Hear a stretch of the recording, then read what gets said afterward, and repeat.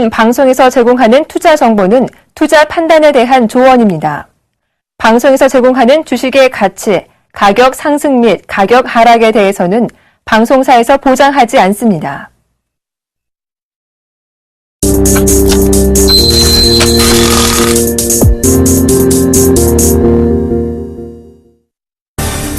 코스피는 자넷 옐런 미국 연방준비제도 의장의 금리 인상 관련 발언에 충격을 받아 1920선으로 하락했습니다. 기준금리 인상 시점이 구체적으로 언급된 점이 시장의 투심을 위축시키며 코스피는 현재 전 거래일보다 16.75포인트 하락한 1920.93포인트에서 거래되고 있습니다. 미국 중앙은행인 연방준비제도는 월 650억 달러인 양적 완화 규모를 내달부터 550억 달러로 100억 달러 축소하기로 했습니다. 경기를 부양하기 위해서 기준금리를 제로에 가깝게 운영하는 초저금리 기조는 계속 이어가되 단기 금상 인상 시점을 연준의 종전 실업률 목표치와 더는 연계하지 않고 여러 상황을 종합 검토해 결정하기로 했습니다.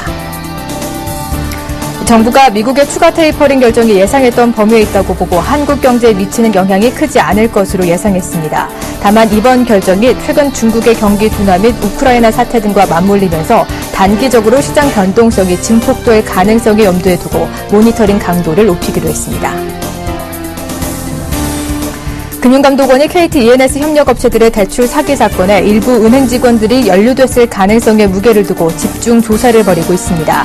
이번 대출에 관련된 은행 직원들의 계좌 추적에서 증빙을 찾아내지는 못했으나 5년여간 1조 8천억여 원의 부실 대출이 발생하는 과정에서 은행이 몰랐다는 것은 이해가 되지 않기 때문입니다.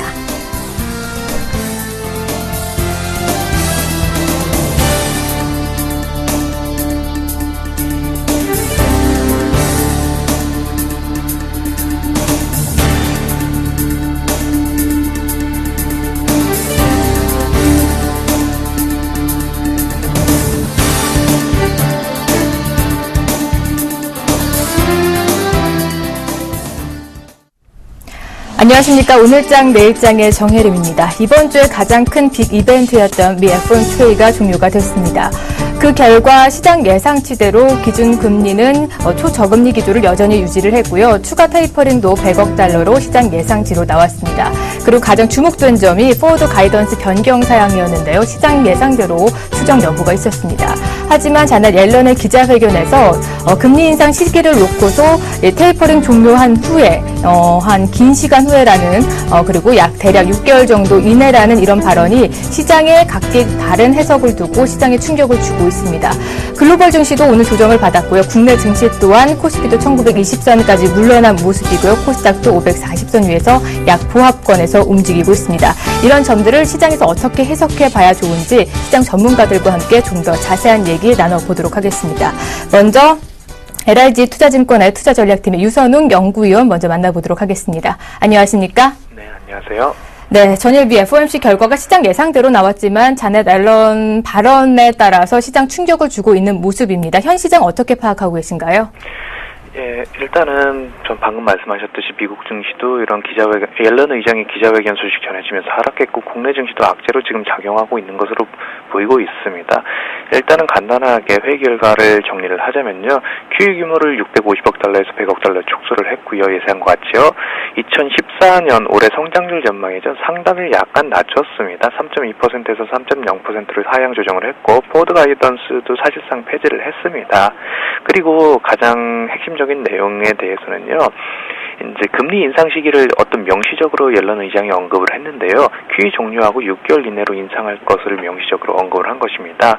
시장 컨센에 따르면은 이제 일반적인 전망치에 따르면요. 내년도 하반기 정도의 금리 인상을 예상하고 있었는데 옐런 의장의 발언에 따라서 올해 9월에서 10월경 QE를 종료한다고 가정했을 때는 내년 상반기로 이제 금리 인상 시기가 앞당겨진 것입니다.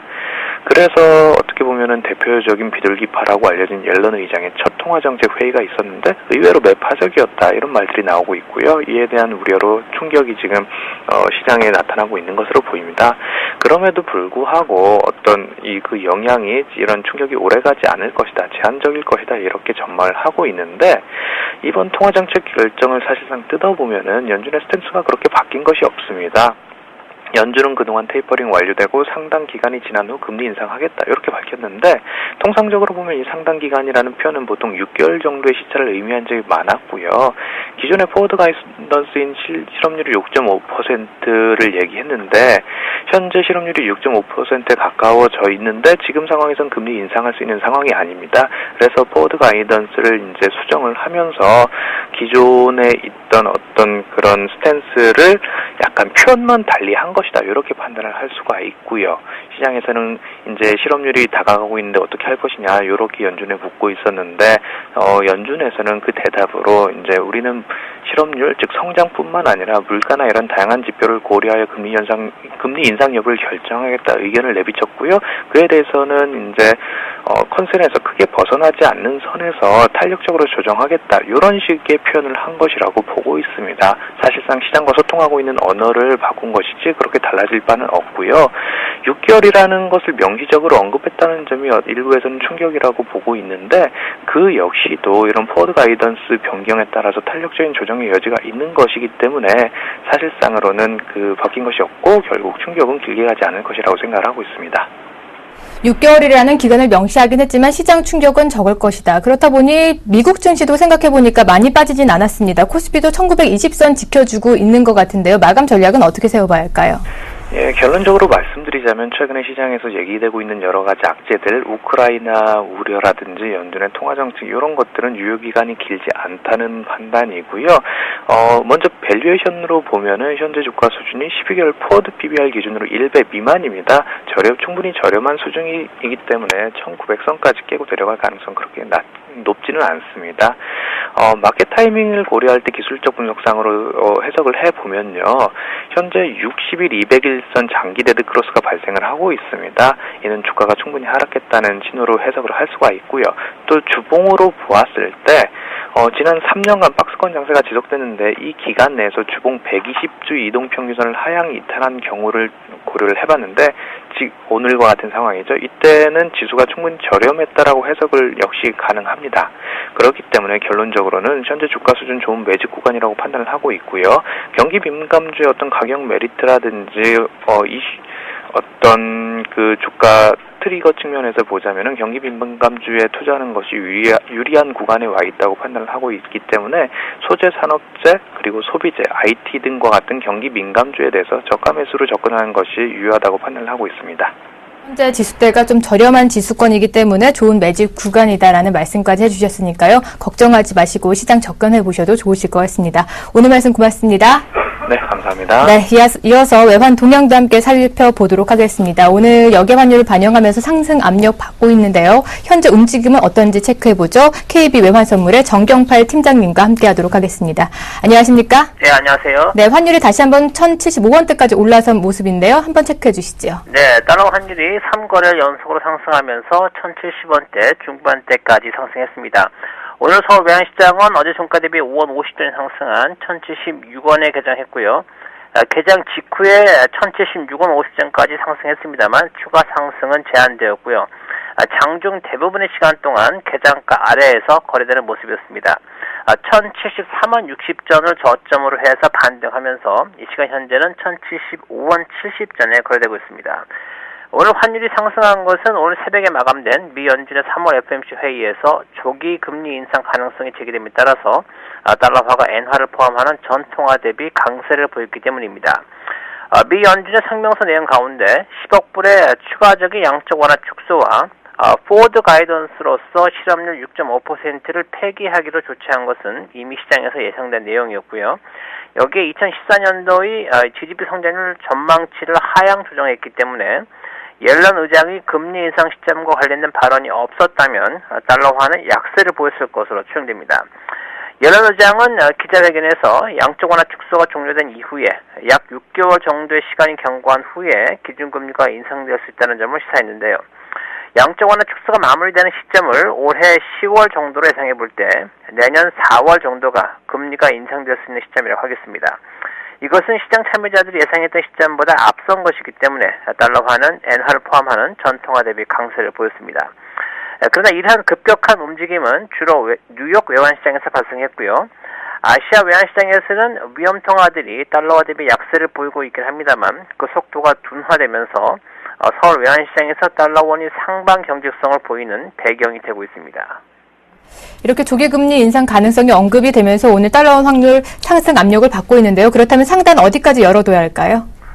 네, 미 연준의 금리 인상 시점에 대한 언급이 시장 예상하던 시점보다 빠르기는 합니다만 이에 대한 영향력은 현재 제한적으로 나타나고 있는데요.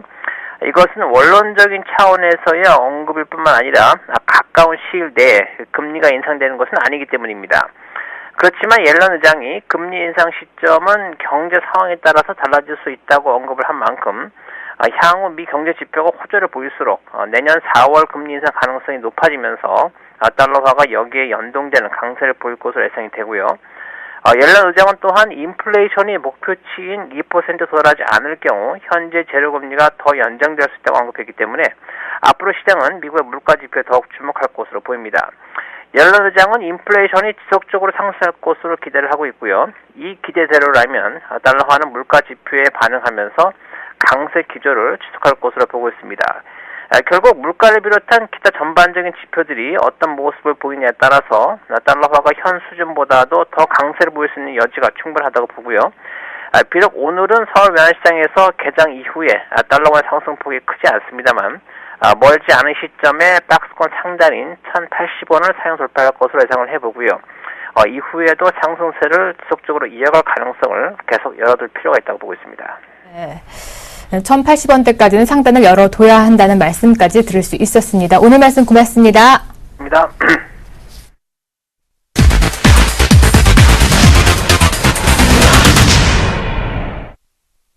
네, 오늘 장에서 떠오르고 있는 이슈들 점검해보고요. 마감 전략까지 세워드리도록 하겠습니다. 오늘도 IM투자증권의 김동섭 이사님 자리해주셨습니다. 안녕하십니까? 네, 안녕하세요.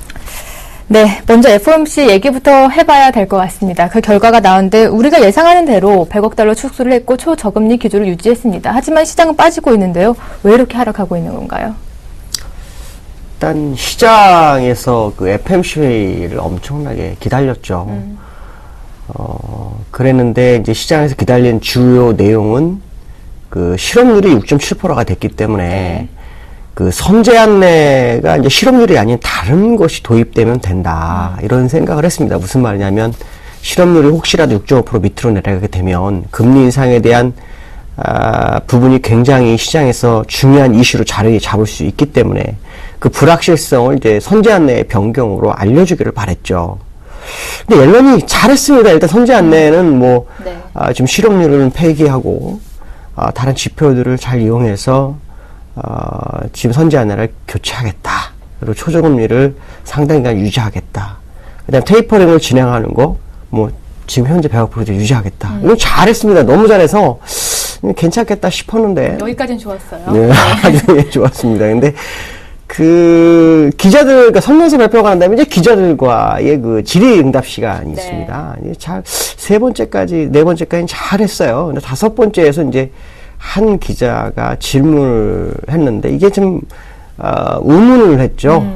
이는 언제쯤이냐, 테이퍼링 마감 시점이 언제쯤이냐에 대한 부분을 물어보게 됐고, 그것이 올 가을이냐, 내년 가을이냐, 이런 식으로 이제 물어보겠다고 합니다. 그러니까, 그러면 이제 사실은 시장 상황에 따라서 테이퍼링 속도는 늘 수도 있고 줄 수도 있다. 이런 식으로 대답을 했어야 됐는데, 이거는 이제 올해다라는 식으로 얘기를 했죠. 그러면은 금리 인상 시점은 언제냐, 이러는데, 그러면 또 그것도 사실 두리뭉실하게, 대답을 했어야 되는데, 이거를 또 6개월이라는 표현을 딱 써버리니까, 이게 갑자기 시장이 패닉이 된 거죠. 왜냐면 금리 인상은 이 시장에서는 대부분 2015년도 말이나 조금 더 늦을 수도 있겠다라는 생각을 전부 다 하고 있었는데, 거기서 떡하니 그 언제쯤이라는 얘기를 하게 돼버린 겁니다. 그러니까 이제 시장에서는 너무 이른 시점에 금리 인상 시점을 다가오는 것이 아니냐라는 것을 생각하게 됐고, 그래서 일단 미국장은 하락을 했죠. 그 영향이 일단 우리나라 시장에 바로 직결되면서 현재 하락폭을 좀 키우고 있는 그런 상황이다라고 봐야 될 것 같습니다. 네, 이사님 얘기를 좀 가만히 듣다 보니까 연준이 좀 잘 차려놓은 밥상 위에 예련이 마지막 가서 숟가락을 좀 잘못 얹은 것 같은데요. 이 시점이 좀 문제가 되고 있는 것 같습니다. 6개월 뒤 너무 솔직하게 명시하다 보니까 시장에서는 이것을 두고 해석이 각기 다르게 나오고 있는 것 같은데요. 이 점은 좀 어떻게 보고 계신가요? 네, 해석은 여러 가지를 할 수가 있습니다. 연준 내에서는 이 테이퍼링을 연말까지, 그래서 정례 FOMC 때마다 100억 불씩 줄이다가 12월 FOMC에서 50억 불을 줄이면 1년을 딱 마무리한다. 이런 주의자가 있고요.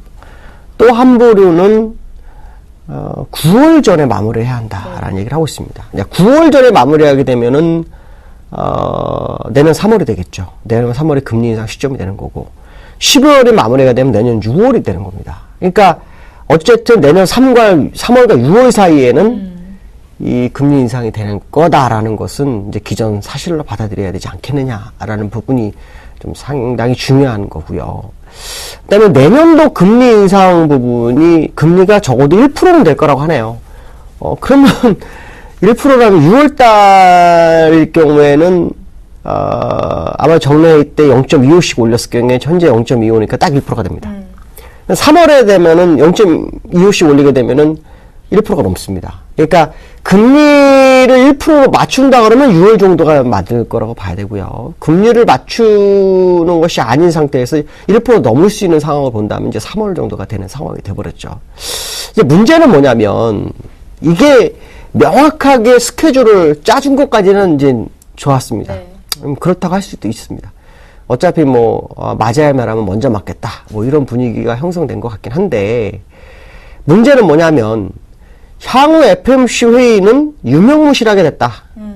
도대체 FOMC에서 뭐가 나오겠냐라는 궁금성이 생깁니다. 이제는 FOMC는 선제 안내를 통해서 시장에 혼란을 주지 않는 상태에서의 움직임을 가져갔어야 되는데, 이제 FOMC는 할 게 없습니다. 있다면 테이퍼링의 속도, 예를 들어서 100억 벌어둔 것을 갑자기 이번 FOMC에서 200불 한다, 50억 벌 한다, 이거밖에 할 게 없는 상황이고, 또 사실 그 의미가 없죠. 어차피 올해 다 마무리한다면 상관이 없는 상황이죠. 또 금리 인상 시점에서도 FOMC에는 금리 폭 정도 외에는 할 게 없는 겁니다. 근데 사실 선제 안내라는 것은 정확한 질서정연하게 출구 전략을 가져가는 것이 1차 목표이기도 하지만, 시장에서 약간 정확한 시기를 모르게 가야만이 이 투자가 됩니다. 네.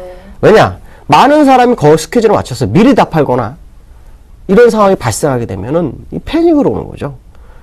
지금 지수가 16,000이지만, 지금 금리 인상 시점이 어느 정도 정해진 시점이라면 많은 투자가들은 이제 지금부터 벌여야 될 것이냐, 아니면 막판 스포트를 해서 버블을 만들 것이냐, 이런 상황이 되거든요. 이런 부분들을 굳이 만들어줄 이유가 FOMC 회의에서는 없었다라는 겁니다. 그러니까 이런 부분을 만들어준 것이 자네들 려는 임기 시작하면서부터 네. 완전히 헛발질을 해버린 거죠. 아마도 미국 내 언론에서도 이 말이 굉장히 말이 많아질 겁니다. 이건 이제 오늘 밤이 되게 중요하겠죠. 오늘 밤 미국 이제 만기건이죠. 내일이 원래 시초가 만기지만 보통 종가, 오늘 종가가 만기나 하고 있습니다. 아마 미국에서 이걸 이제 재해석하려는 모습이 나올 겁니다. 어떤 해석을 할까요? 아마도 미리 알려줘서 우리는 대응할 수 있기 때문에 상당히 잘했다, 이렇게 나오면 오늘부터 다시 주가는 랠리를 시작하는 겁니다. 진짜로 버블을 향해서 치닫을 거고요. 그렇지 않고 이거 완전히 실망이다라고 하면서 연준 뭔가 문제가 있다, 이런 얘기 나오기 시작하면은 이제 주가는 곤두박질 칠 확률이 상당히 높은 그런 상황이 되었습니다. 말 그대로 아니면 도인 상황이 연출돼 버려서, 이거 참 저도 그냥 헛웃음만 아침 내내 했고요. 방송을 하기도 전에, 아침 방송할 때도 참 황당하다 이런 생각을 했거든요. 근데 이 이전의 모습을 보면 그린스펀이나 벤 버냉키 의장단은 자기가 한 말에서 많은 사람들이 그 행간의 어떤 의미를 찾기 위해 노력을 했고, 그로 인해서 많은 것이 파생돼서 많은 어떤 결과치라든가 방향성을 제시해 줬었거든요. 근데 이거는 할 게 없는 그런 상황이 됐다. 그렇다면 결국 FOMC 회의보다는 이제 시장은 다른 쪽에서 포인트를 찾아야 된다라고 말씀을 드릴 수 있고요. 그 다른 쪽은 좀 더 생각해 봐야 되지 않을까 생각이 들고 있습니다. 네. 연준은 한 FOMC 영화로 본다면 결말을 알고 이제 좀 영화를 네. 보는 셈이 되겠네요. 앞으로의 연준의 행보도 궁금해지는데요. 어떤 정책을 펼치게 될까요, 그럼? 아마 연준은 제가 볼 때 특별히 할 것은 없는 것으로 좀 예상이 됩니다. 오늘로써 일단 내년도 금리 인상 전까지는 거의 그 힘을 다 잃어버린 것이 됐습니다. 원래 연준은 시장을 좌지우지할 정도의 힘이 있어야 되는데 오늘로써 그 모든 힘을 다 쏟아버리는 그런 상황이 돼버렸죠. 물론 시장이 급격하게 문제가 되면 더 그 경기 부양을 하고자 한다. 뭐 이런 립 서비스를 할 수 있겠지만 작년 12월부터의 움직임, 테이퍼링 모습, 특히 아시겠지만 호카노로 인해서 지표가 굉장히 안 좋았습니다. 거의 1분기가 안 좋았습니다. 1분기가. 근데도 불구하고 테이퍼링을 했다라는 거죠. 그렇다면 연준은 지금 시나리오는 다 정해진 것이다라는 것을 오늘 확인시킨 겁니다. 네. 그러니까 오늘 그걸 안 했다면 이번에도 안 했지만 다음번에는 지연되거나 이런 생각을 할 수 있지만 그 생각을 못 하겠다는 거죠. 결국 연준이 할 수 있는 것은 이제 시장에서 충격 없이 출구를 할 수 있는 어떤 새로운 로드맵을 만드는 방법밖에 없는데 그 로드맵을 만들기는 거의 힘들 것이다 라고 봐야 될 것 같고요. 어쨌든 제가 볼 때 연준은 작년 12월부터 완벽하게 실패자이기 때문에 다음에 무슨 얘기를 해야 될지는 좀 더 생각해보고 얘기해 드리도록 하겠습니다. 그럼 미리 다음 FOMC 회의를 좀 들여다본다면 주목할 점이 전혀 없는 건가요?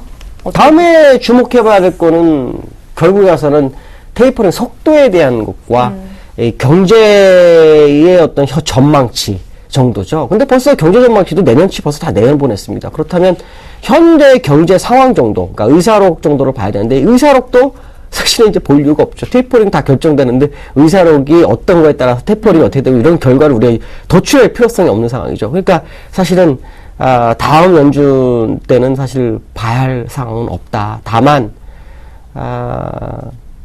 문제가 될 수 있는 것 중에 하나가 뭐냐면 테이퍼링을 갑자기 가파르게 갈까봐 그게 사실 두려운 부분이죠. 그래서 네.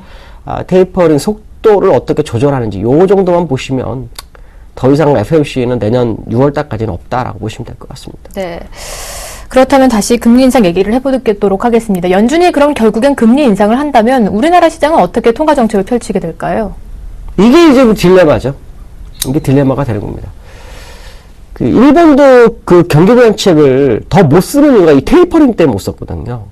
근데 금리 인상 시점이 2015년 말이라든가 2016년도 초다든가 이런 상황으로 계속 이게 안개 속에서 놔뒀으면 일본도 과감하게 이 경기 부양을 또 한 번 하려고 할 수도 있습니다.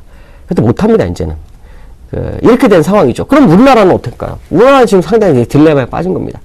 우리나라 부동산 시장을 살리기 위해서는 정부에서 지금 금리 인하를 원하고 있는 상황인데 내년도 초순에 금리 인상이 미국이 된다면 우리도 그걸 따라가야 되는 상황이기 때문에 우리나라 금리 인하를 해야 되나 말이나 고민이 굉장히 많이 될 확률이 높습니다. 그러나 제가 볼 때는 일단 그때는 그때고 지금 현재 상황을 본다면 금리 인하 가능성은 상당히 높다라고 판단하고 있고요.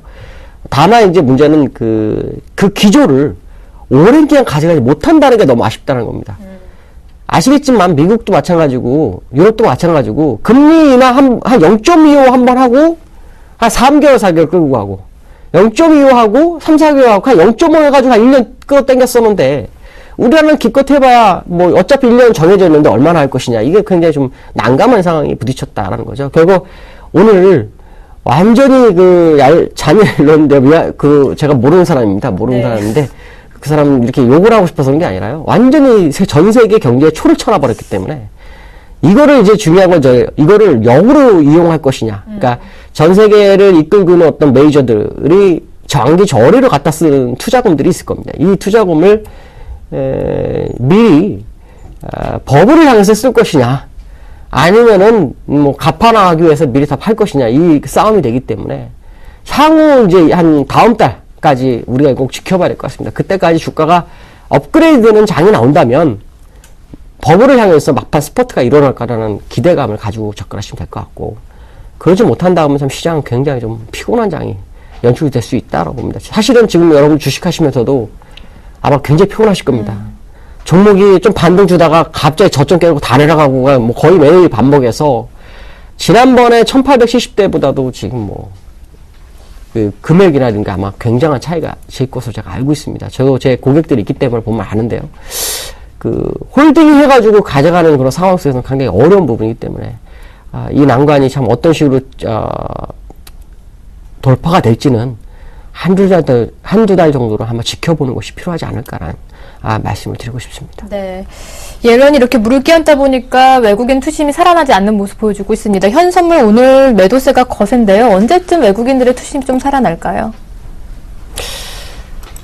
오늘 사실은요. 네. 살아났어야 했죠. 6개월 얘기만 안 났어도 주가는 오늘 폭등했습니다. 이거는 거의 기정사실에서. 왜냐하면 작년에 미국이 테이퍼링 가능성 하나로 완전 시장이 초토화를 5월달에 쳤거든요. 그러니까 시장에서는 금리 인상에 대한 가이던스만 나오면 불확실성 제거라고 누구나 지금 초과를 준비하고 있었다가 지금 나가는 상황이기 때문에 외국인이 언제 들어올 거냐고 물어본다면 제가 답을 못 드립니다. 지금. 네. 다만 제가 얘기할 수 있는 것은 우리나라 한국은행 총재가 그나마 교체되는 시점 4월 초죠. 이 시점에 아주 중요한 포인트로 잡히지 않겠느냐. 특히 한국은행 그 이주열 총재 지명자가 아시겠지만 정부와 정책 공조를 약간 그 심도 있게 하겠다라는, 최적화해서 하겠다라는 얘기를 했기 때문에 정부의 의견대로만 한다면 아마도 완화적인 기조는 일시적으로 진행될 거라는 기대감이 형성될 수 있다라고 보시면 될 것 같습니다. 네. 이사님이 워낙 기술적인 분석을 잘 해주시니까 기술적 분석으로 봤을 때 우리 지수 좀 언제쯤 살아날 것으로 보이나요? 현재로는 지수가 무너지지 않았습니다. 네, 기술적으로 주봉을 보면 절대 무너지지 않았고요. 또 월봉으로 봐도 여전히 요 추세선에 그대로 걸려 있습니다. 그러니까 아직 무너진 거 전혀 아닙니다. 이제 저는 답답한 게 뭐냐면 그냥 치고 갈 수 있는 상황에 치고 가지 못했기 때문에 이게 답답한 거고, 기술적으로는 아직까지는 살아 있습니다. 문제는 뭐냐면 기술적으로 사는데 종목들의 기술적 분석이 문제가 되고 있다 정도만 보시면 큰 문제는 없지 않을까 이렇게 판단하고 있습니다. 네, 오늘은 여기까지 들어보도록 하겠습니다. 오늘도 차근차근한 말씀 잘 들었습니다. 오늘 말씀 고맙습니다. 네, 감사합니다.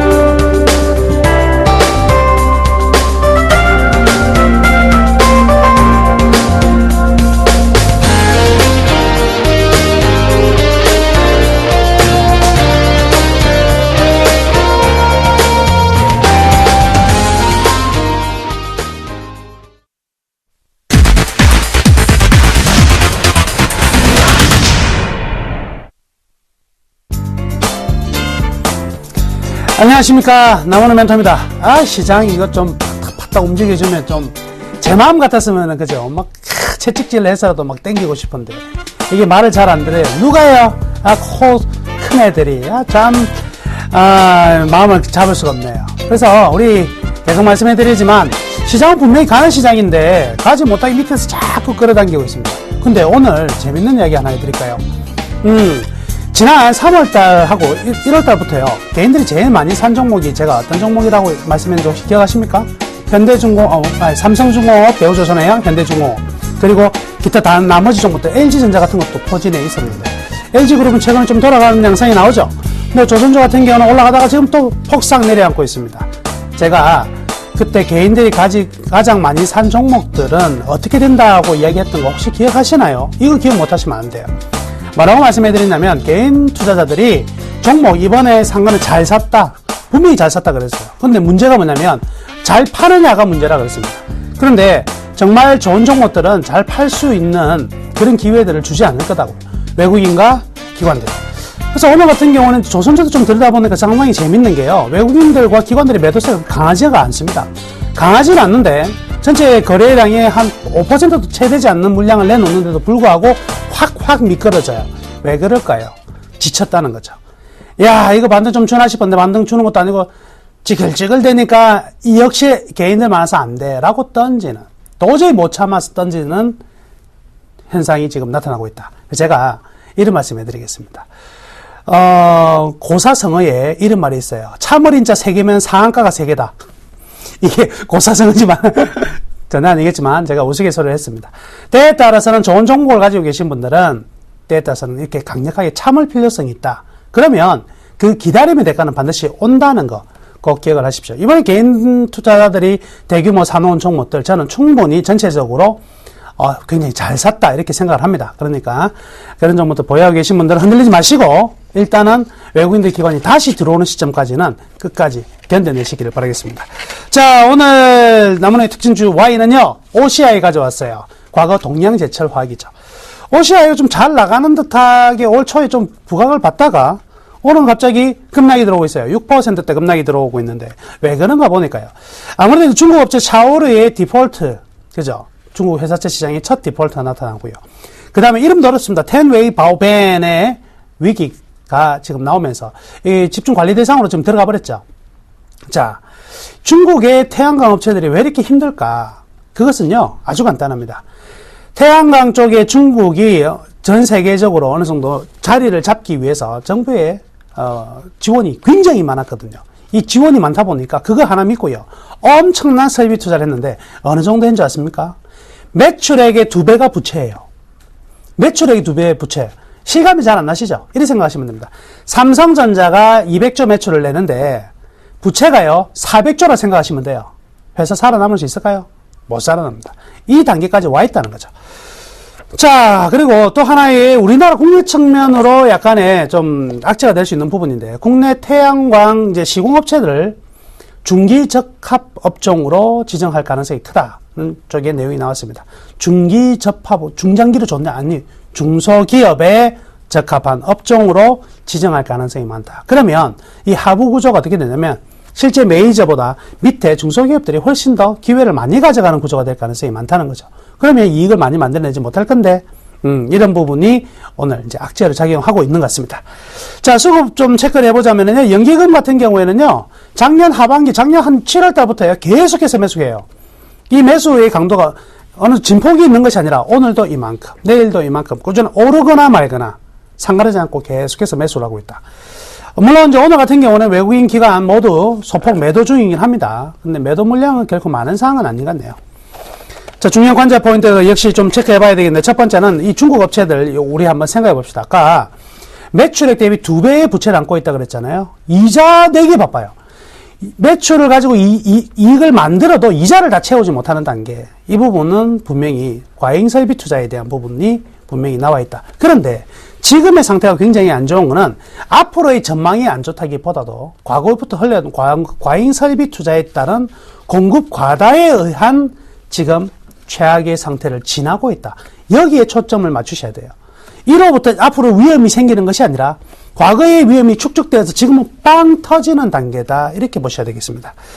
자, 그 부분이 태양광 관리업체 전반적으로 부채 비중이 높아서 이자 비용이 크다. 이건 우리나라도 마찬가지예요. 태양광이 그렇게 설비 투자가 작은 규모의 산업이 아니거든요. 장치 산업이다 보니까 굉장히 커요. 부채는 많습니다. 근데 우리나라는 그렇게 중국처럼 이렇게 위험한 수준의 부채 비중은 아니다. 요거 하나 체크하고요. 자, 재밌는 사실은요. 작년 연말부터 폴리실리콘 가격은요. 저점 대비 지금 30% 가까이 올라와 있습니다. 그런데 폴리실리콘 가지고 뭘 하는 거죠? 모듈을 만들어야 되잖아요. 그죠?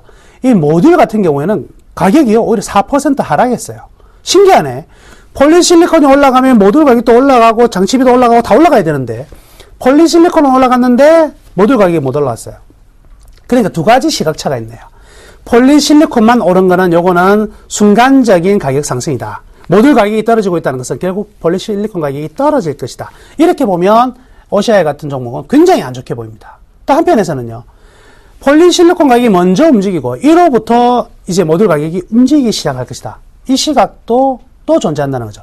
두 가지 시각이 굉장히 팽팽한 상황인데 저는 어떻게 보느냐. 후자를 저는 전망하고 있습니다. 즉 폴리실리콘 가격은 이미 이제 올랐던 부분은 향후 오른 상태에서 계속 강하게 오르지는 않을 것 같습니다. 그런데 모듈 가격의 상승은요. 이미 그리드 패러티까지 지금 내려와 있는 상황이기 때문에 이제 안정적인 상승이 분명히 나오는 자리다. 폴리실리콘 가격은 급등락이 되지만 모듈 가격은 하나의 추세적 상승이 나오는 타이밍이 아니겠나. 이렇게 봐야 될 것 같습니다. 자, 앞으로의 전망은요. 당분간 폴리실리콘 가격은요. 급등하기는 힘들 것 같아요. 말씀해드렸지만 일정 부분에 상승이 강했기 때문에 어떤 조정이 나올 것이고요. 이 조정 정도 수준이 나타난다 하더라도요, 우리나라 기업에는 크게 문제가 없을 것으로 보여집니다. 자, 문제는 각국 정부의 이 태양광 관련 산업의 보조금 규모를 축소할 경우에 이게 이제 분명히 기업의 입장에서는 위험이 발생한다. 그래서 지금 제일 많이 나오고 있는 얘기가 뭐냐면 중국의 이 태양광 보조금 한 10% 정도 줄이지 않을까, 이런 내용들 나오는데 저는 이렇게 생각합니다. 그거 안 할 가능성이 많아요. 상식적으로 생각해 보세요. 중국의 첫 디폴트가 태양광 업체로부터 나왔고, 그리고 관리 종목 또한 지금 들어가 있는 상황이고, 태양광 기업들은 어마어마한 설비 장치를 늘린 상황에서 보조금을 줄여버리면 이건 극약 처방이죠. 그냥 너 죽어라 이거거든요. 이렇게까지는 하지는 않을 것 같아요. 오히려 보조금 축소 설비 투자를 추가적으로 확산하는 것은 2017년까지 전부 다 막아두었습니다. 중국이. 과잉 설비, 추가 설비를 못하게 한 게 5개가 있거든요. 철강과 그리고 이 태양광도 분명히 포함이 되어 있다. 그렇다고 생각을 해본다면 분명히 가격, 즉 추가 보조금을 축소하지는 않을 것이다. 이게 첫 번째 포인트 같습니다. 자, 이제 모듈 수요가 이제 본격적으로 이제 회복되는 시즌입니다. 그래서 15에서 20% 올해도 모듈 수요가 증가될 것으로 보이지거든요. 그러니까 폴리실리콘은 사전적으로 가격이 반응해서 올라갔고, 이 다음번에는 모듈 관련 이제 가격들이 분명히 올라가면서 적정한 수율이 만들어질 것이다. 저는 이렇게 전망을 합니다. 그렇다고 본다면 지금 상황 어떤 상황이냐? 예, 올해 분명히 좀 나쁘지 않은 상황으로 전개될 가능성이 크다. 이렇게 전망을 할게요. 자, 그러면 이 주식 살까 팔까, 이 부분에 대해서는 우리 그림 두 가지를 보겠습니다. 첫 번째 그림 한번 보시면은요, OCI의 매출액, 영업이익, 순이익인데 제일 끝에 이 빨간색 보세요. 이게 지금 4분기 실적인데 매출액이 어떻게 됐습니까? 3분기 대비 살짝 늘어났고, 밑에 초록색과 노란색 보세요. 영업이익과 순이익이 어떻게 해요? 바닥에서 턴어라운드가 된다. 굉장히 매력적인 저는 펀더멘탈의 흐름이다. 이렇게 말씀해 드리겠습니다. 그러니까 지금 분명히 최바닥은 지났다. 그래서 업황 최악의 지점은 분명히 통과되었다. 저는 이렇게 생각합니다. 업황 최악의 지점은 통과했고, 이 기업도 OCI의 최악의 지점은 이미 통과된 상황이다. 근데 최근에 가격까지 떨어졌으니까 낙폭 과대의 매력까지 엄청나게 많이 생겼네요. 그렇습니다. 그러면 우리 매수 포인트 잡아야 되잖아요. 어떤 거 봐야 되겠습니까? 나머지 밸류 밴드 차트 한번 볼까요? 이 밸류 밴드 차트를 보시면은 지금 가격이 어느 자리에 와 있는 거 아시겠죠? 저 빨간색 돌파된 거 순간적으로 2월 달에 빨간색 터치한 거 보시죠? 빨간색 올라가면 어떻게 해요? 매도다, 매도, 그죠? 그런데 밸류 밴드 자체가 방향이 우상향이죠? 그러면 노란색이 들어오면은요, 그냥 사는 거예요. 그냥 사도 손해볼 가능성은 거의 없다. 근데 노란색이 거의 근접하고 있어요. 저 노란색 가격이 얼마냐? 17만 원이거든요. 근데 노란색까지 터치 안 할 가능성도 많습니다. 그래서 저는요, 이렇게 제시할게요. 17만 5천 원 이하 가격이라면은요, 이거는 분명히 굉장히 매력적인 가격으로 지금 들어와 있다. 17만 5천 원부터 17만 원 정도까지라면 충분히 분할 매수로 대응 한번 해보자. 저는 이렇게 여러분께 전략을 세워드리도록 하겠습니다. 태양광 관련 종목들은요, OCI뿐만 아니라 하나케미칼, 기타 등등의 종목들이 있는데, 이들의 업종은요, 이미 업황 바닥은 분명히 지난 것은 맞다. 그러니까 단기적인 주가의 급등 이후에 급락은 있을지언정 트렌드는요, 우상향 트렌드가 계속 만들어질 걸로 판단하고 있으니까요. 보유하고 계신 분들 너무 걱정하지 않으셔도 되겠습니다. 자, 오늘 남은 후에 특징주 Y, OCI는 이렇게 마치도록 하겠습니다. 잠시 후 3시 10분부터입니다. 온라인 무료 공개 방송을 통해서 여러분들 다시 만나 뵙도록 하겠습니다. 감사합니다.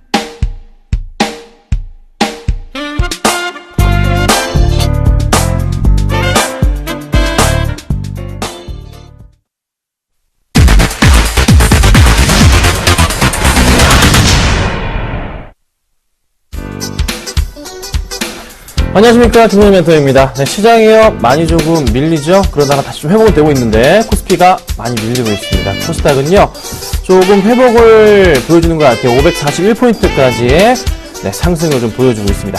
빠르게 좀 회복이 되고 있는데요. 가지고 계신 종목들 지금 어떻게 대응해야 될지 궁금하실 것 같습니다. 제가 대형주 추천 좀 많이 드렸었고요. 또 중소형주도 추천을 좀 드리고 있는데 어쨌든 잘 움직여줘서 다행인 것 같은데요. 궁금한 종목 문자로 보내주세요. 상담해드리겠습니다. 013에요 3366번에 0110번입니다.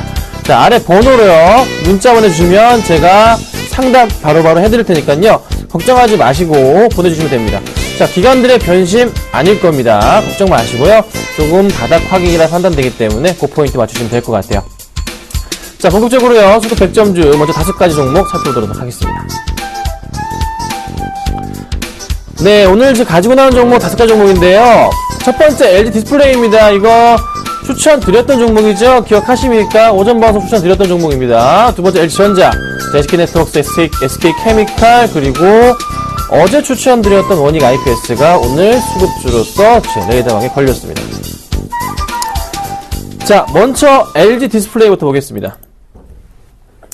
바닥에서 제가 올라가고 있는 종목이라고 말씀드렸고, 그리고 오전장에 선상클럽에서 바닥 종목으로 추천을 드렸고 수익이 지금 잘 나고 있는 상태입니다. 자, 바닥에서의 주가가 튀어 올라가는 그런 분위기가 연출이 되고 있는데요. 주가를 좀 살펴볼게요. 크게 밀렸던 주가 흐름입니다. 그러니까요, 요 바닥 포인트잖아요. 요 포인트에서 반등을 가져올 수 있다. 크게 보자면은 라인이 맞아 떨어지기 때문에 추천을 드렸고 잘 맞아 떨어졌던 것 같습니다. 그래서 지금 상승이 잘 나와주고 있는데요. 자, 오늘 장에서도요 수급이 보니까요 보이시죠? 자, 외인들이요 몇 주입니까? 12만 8천 주 매수가 들어와주고 있고요. 기관들은요 56만 주 이상을 매수해줍니다. 자, 최근 들어서 기관 수급이요 계속 들어왔던 종목이에요. 자, 오늘까지 며칠이죠? 7일 연속 순매수를 보여주고 있고요. 개인들은요 5일째 연속 순매도. 자, 외인이 오늘 들어오기 시작합니다. 오늘 첫 번째 외인과 기관들의 동시 순매수가 나왔습니다. 어떤 흐름이 나올까요? 조금 더 상승 쪽으로 분위기 전환이 될 가능성이 있다는 판단입니다. 조금 긍정적으로 보셔야 되는데요. 목표가를 많이 잡진 않은 종목입니다. 그래서 지금 들어가시는 것은 약간 리스크가 있을 수 있지만 그래도 상승 쪽의 분위기 전환은 좀 더 나올 수 있지 않을까 좀 말씀을 좀 드려볼게요. 자, 두 번째 보겠습니다. 두 번째는요 이 종목입니다. 네, 오늘 두 번째 종목은요 바로 LG전자를 제가 가지고 나왔는데요. 자, LG전자도 최근에 흐름이 굉장히 좋아요. LG 관련 오늘 LG그룹의 IT 관련주들이 흐름이 굉장히 좋습니다. 자, 오늘 LG전자 0.6% 시장 대비해서 굉장히 양호한 흐름 보여주고 있죠. 자, 수급 보겠습니다. 수급 보니까요 이틀째 양매수가 들어옵니다. 그렇죠? 기관 외인. 그러면서 그렇게 사던 개인들의 물량을 받아주기 시작합니다. 3월 18일부터 해서 화요일부터 해서 받아줍니다. 투신권 매수 들어와주고 있고요. 연기금 펀드 쪽에서 물량이 들어옵니다. 자, 오늘 어떻게 되고 있나요? 오늘 보니까요 LG전자입니다. 전자죠. 자, 외인들 47,000주 기간이 10만 주가량 매수를 보여주면서 물량을 싹 잡아주고 있네요. 자, 그래서 주가 흐름은 어떻게 되고 있죠? 지수의 영향인가요? 크게 오르진 못합니다. 약간 횡보를 하고 있어요. 하지만 반등을 줄 가능성이 있어요. 그렇지만 너무 높게 오진 마세요. 너무 높게 오지 마세요. 한 6만 6천 원 정도의 121선 라인에 대한 포인트 갭을, 요 포인트의 갭을 메꿀 가능성이 있기 때문에 요 정도 포인트만 보시고요. 너무 길게 보실 필요는 없지 않을까. 하지만 수급이 오늘 굉장히 양호한 종목이었기 때문에 가지고 나와봤습니다. 자, 다음 볼게요. 자, SK네트워크스입니다. 이 종목은요 사실 계속 올라가요. 추천을 드리고 싶었으나 너무 계속 가기 때문에 추천을 못 드렸던 그런 종목 중에 하나입니다. 좀 내려올 줄 알았는데 꺾이지 않고 올라가네요. 자, 오늘 현재 3.4% 정도 상승을 하고 있는 모습이 잡힙니다. 자, 최근에 수급 볼게요. 그냥 기관들이요 계속 사준 종목입니다. 기관들이요 한 달 동안 몇 주죠? 700만 주 매수합니다. 한 달 동안 700만 주. 하루 거래량이 많아야 100만 주 좀 넘어가는 흐름인데 정말 많았을 때 200만 주인데 하루 거래량을 엄청나게 넘어서는 물량 700만 주 이상을 매수합니다. 누가요? 연기금에서 물량을 대부분 가지고 있습니다. 자, 오늘 수급 볼게요. 자, 오늘도 보니까요 기관들 또 삽니다. 누가? 투신보험 연기금 국가에서 또 삽니다. 자, 외인들이요, 뭐 소폭 매수가 들어오긴 하지만 내일 봐야 되겠죠. 그래서 기관이 사주고 외인까지 같이 매수가 들어오니까요. 주가 흐름 자체가 이렇게 쫙 탄력적으로 올라가네요. 자, 차트 흐름을 볼게요. 큰 흐름에서 보자면요. 따라가기가 사실 쉽지가 않은 종목이에요. 이렇게 크게 우물을 팠다가 다시 올라가는 포인트거든요. 자, 그런데요. 지금 현재 전 고점이 어딘가요? 요 포인트입니다. 얼마죠? 1,500원 정도 포인트. 그렇다면 10,000원 정도가 넘어가기 시작하면은 차익 실현 물량 자체도 어느 정도 조금은 나올 가능성이 높다. 정말 사야 될 구간, 사고 싶은 구간은요, 요 포인트였습니다, 사실. 이 라인을 좀 보고서 사야지 기다리고 있었지만 내려와 주질 않네요. 자, 내려와 준다면요, 여기 내려오고 다시 반등을 주는 포인트 잡힌다면 요 포인트가 정말 좋은 나이스 타임이 될 것 같아요. 한 8,700~800원 정도. 올진 모르겠습니다. 하지만 기다려봐야 되지 않을까. 수급도 좋았기 때문에 오늘 가지고 나와봤습니다. 자, 다음은요, SK케미칼입니다. 네, 이 친구도요, 장난 아니에요. 정말 잘 갑니다. 그냥 계속 가고 있는 종목입니다. 자, 보겠습니다. 크게 봤을 때요, 여러분들 차트 보시면요, 이 바닥 딱 V자형 패턴 정확하게 큰 그림이 나옵니다. 그렇죠? 요런 그림이 나와주고 있어요. 자, 그런데요, 지금 현재 구간 자체가 요 정도 고점 구간대에 놓여있는 포인트가 잡히죠. 차트를 좀 크게 볼게요. 확대해 보겠습니다. 자, 그런데 또 보니까 바닥 라인에 대한 인식으로 잡히는 구간 자체가 요 정도 포인트가 눈에 들어와요. 대충 들어옵니다. 그렇죠? 네, 대충 맞춰보는 거예요. 그럼 이 포인트에서 어느 정도는 이 바닥에 대한 인식 맞고 나서는 항상 반등을 줬고, 그쵸? 그리고 고점으로 인식이 되는 부분 라인 어디죠? 평행하게 된다 말씀드렸습니다. 라인 2개, 3개는 맞춰야 된다 말씀드렸죠? 그럼 지금 어떤 구간이죠? 오버슈팅한 구간이죠. 요 포인트 맞춰서. 그러면 지금 이 종목 수급은 좋은데 따라가야 될 거예요. 아니죠. 약간 위험해요. 어디서 사야 되죠? 어디서? 요 포인트 사야 되죠. 얼마입니까? 61,000원 정도가 정말 좋을 수가 있어요. 그래서 요렇게 내려왔을 때 다시 이렇게 올라갈 가능성이 있기 때문에 요 포인트에 보고서 매수를 해야 되지 않을까. 수급은 굉장히 좋았기 때문에 제가 오늘 가지고 나와봤습니다.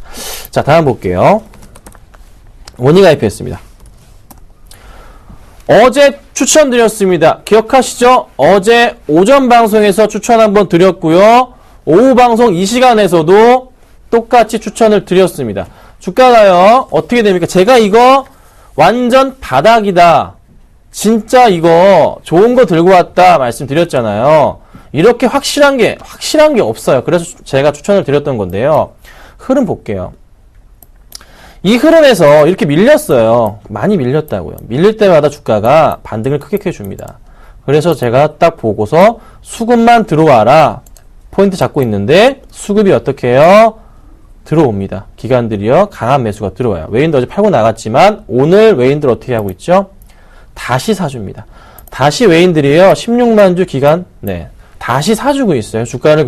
그래서 주가를 끌어올려주고 있는 포인트인데 어디까지 갈까? 제가 목표가 자체를 높이 안 잡았어요. 9,000원에서 포인트 잡았잖아요. 9,000원에서 10,000원 정도 잡았습니다. 더 갈 수가 있다는 판단이고요.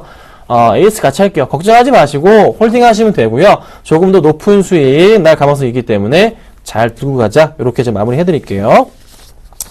자, 종목 상담 해드리겠습니다. 먼저 영업무역 해드릴게요. 추천 줍니다. 자, 영업무역이요, 오늘장에서 0.9% 정도 밀려줍니다. 매수기회죠. 왜 매수기회입니까?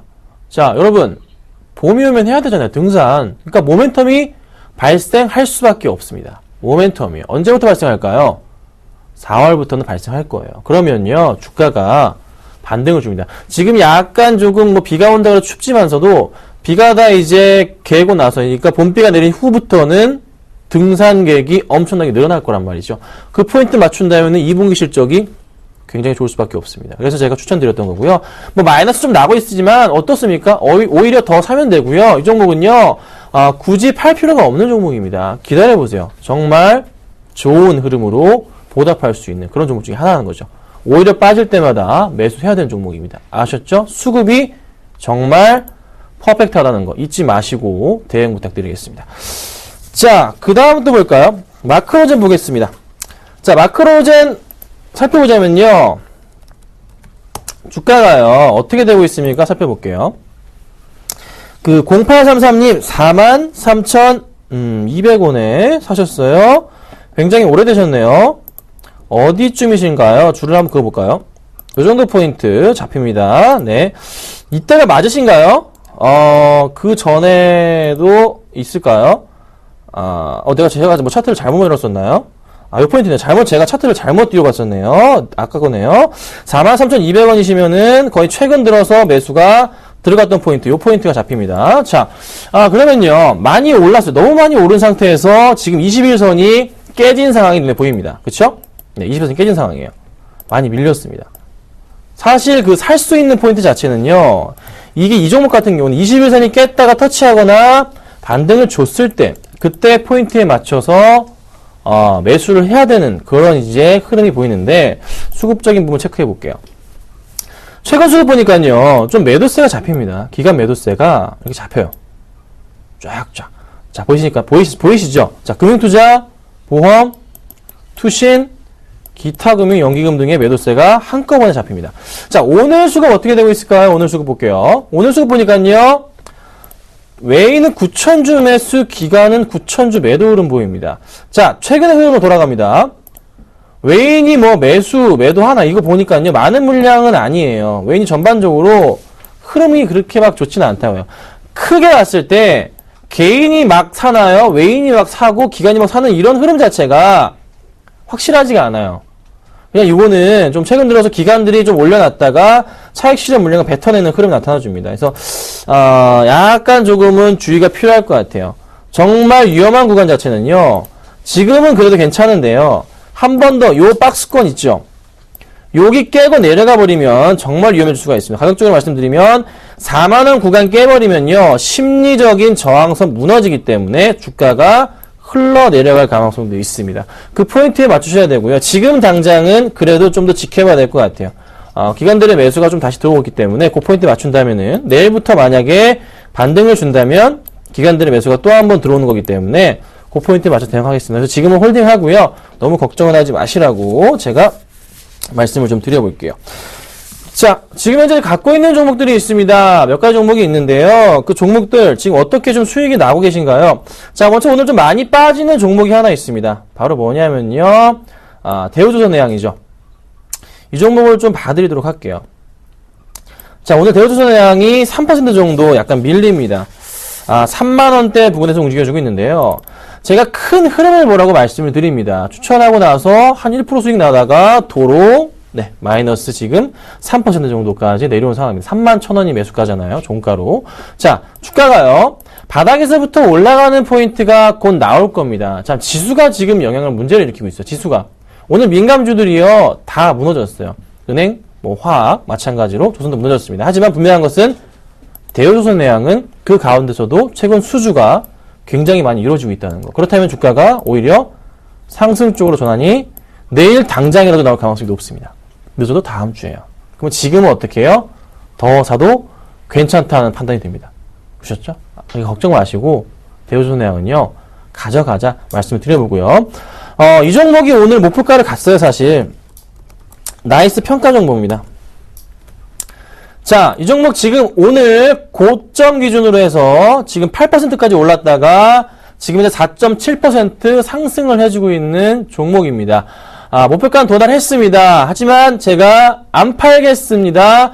목표가를요, 3,700원까지, 지금 시점부터 해서 3,700원까지 상향합니다. 매도 처리하신 분들은 또 사지 마시고요. 그냥 현금 확보 하시고요. 손절가를 제가 높입니다. 입절가로 바뀌겠죠? 3,400원 높이니까 그 포인트 맞추시면 되고요. 이 종목은요, 좀 더 가져갈게요. 일단 수급이 오늘 또 좋았고요. 최근 수급 굉장히 보시면 빨갛게 들어와주고 있죠? 걱정 마시고 상승 분위기 보고요. 다른 종목과 수익과 마이너스를 제가 상쇄시키는 종목으로 나이스 평가 정보를 사용할 겁니다. 그리고 원이가 EPS도 그런 종목으로 조만간 사용이 될 것 같으니까요. 걱정하지 마시고 들어가시면 될 것 같습니다. 자, 오늘 추천주 바로 갑니다. 오전 추천주입니다. Y솔입니다. 이 종목도요, 오전에 제가 선상컬러 추천드리고서요, 갑자기 좀 급등을 했어요. 4% 정도 지금 상승을 하고 있습니다. 많이 올랐습니다. 하지만 바닥이라는 인식은 저는 확실히 하고 싶어요. 갤럭시 S5 모멘텀 있단 말이에요. 그 포인트를 좀 보셨으면 좋겠어요. 주파수, 4분 인터넷 관련해서 진짜 수혜주란 말이에요. 그리고 4분기에 이어서 1, 2분기 실적 굉장히 좋을 겁니다. 차트만 보여드릴게요. 자, 보겠습니다. 수급은 당연히 좋습니다. 바닥에서요. 포인트 잡히시죠? 요 바닥 포인트 반등 준다 말씀드렸잖아요. 제가 그거 노린 거고요. 여기서 튀어 올라갈 겁니다. 그렇죠? 가능성 있죠? 네, 걱정 마시고서 매수를 하시면 될 것 같아요. 매수가 잡아드릴게요. 매수가는요, 오늘 종가로 가겠습니다. 종가 가고요. 목표가는 높게 안 봅니다. 네, 11,000원이 아니고 죄송합니다. 제가 잘못 적어드렸네요. 12,000원으로 봅니다. 12,000원으로 보고요. 손절가는 짧게 갑니다. 1,300원 정도 보고 대응하도록 하겠습니다. 목표가 12,000원 잡고 갑니다. 잘 참고하시고 대응 부탁드리겠습니다. 자, 오늘 제가 Y솔 말씀을 좀 드려봤고요. 좀 내일 오전은 안 되겠군요. 자, 내일은 오후에 뵙도록 하겠습니다. 감사합니다.